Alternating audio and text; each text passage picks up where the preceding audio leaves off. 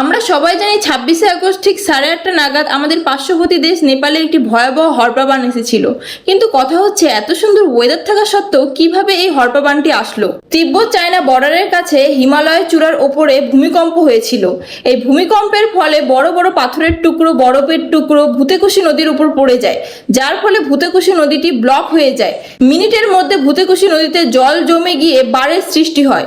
এই জল মিনিটের মধ্যেই নেপালের মধ্যে পৌঁছে যায় এবং পুরো গ্রামকে নিঃস্ব করে ফেলে। এখনো পর্যন্ত তিব্বত নেপাল মিলে 392 জনের মৃত্যু হয়েছে। এছাড়াও 1500 জনের মতো নিখোঁজ। এর মধ্যে 100 জন ভারতীয় এখনো পর্যন্ত নিখোঁজ, যারা এখানে ট্রেকিং করতে এসেছিল।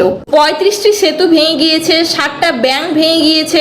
নেপালের সরকার সময় পর্যন্ত পায়নি সকলকে সেখান থেকে বের করবে। হড়পা আসার পর হেলিকপ্টার করে সকলকে রেস্কিউ করা হচ্ছে।